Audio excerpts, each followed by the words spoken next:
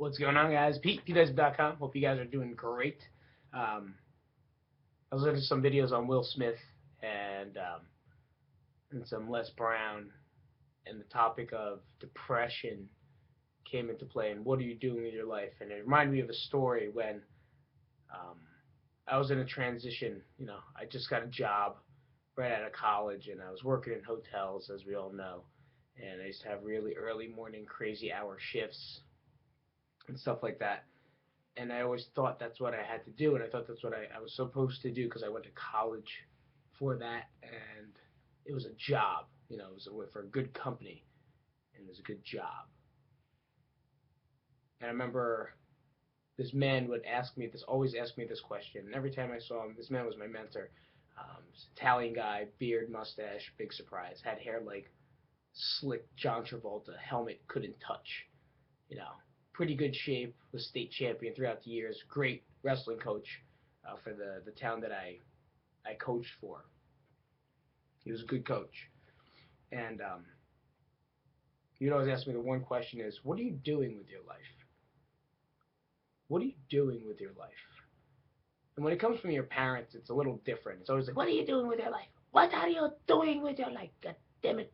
And that comes a little bit more harsh, and you always feel like you're being attacked. But when a mentor asks you, what are you doing in your life, you actually think. And to be honest with you, when they ask those questions, whenever I was asked those questions, I would only fill the answers with answers that I think they would be happy with, or I think that most people would be happy with. So if anyone asked me that question, like, oh, what are you doing? I was like, oh, well, I'm going to be this and that. And all I wanted to do, to be honest, was to coach.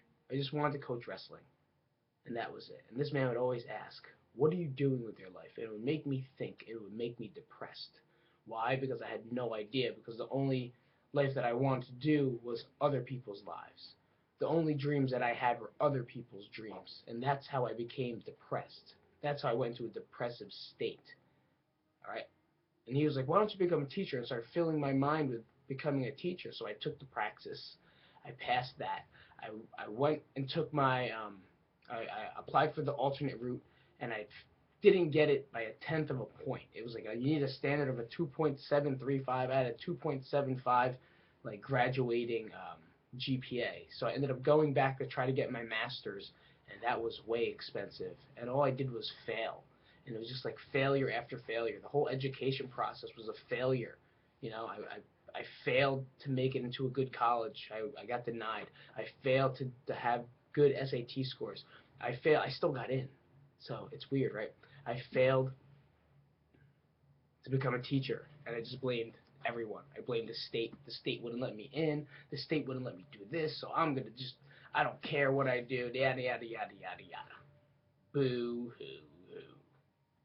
And I just fell into a spiral of negativity, a spiral of not achieving anything.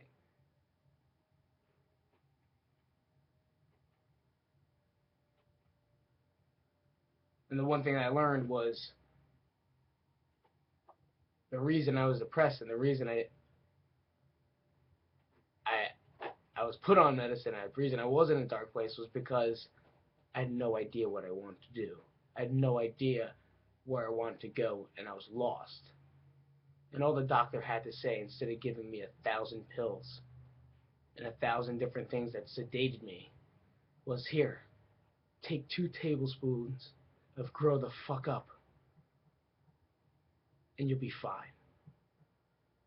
Why don't you have 2 tablespoons of grow the fuck up and figure out, through trial and error and through failure, what it is you want to do. That's what the doctor should have said.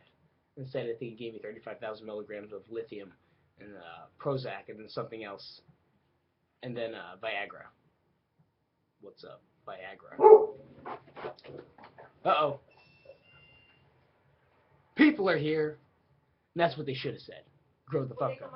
No, they won't come out. See you guys later. It's PeteIsip.com.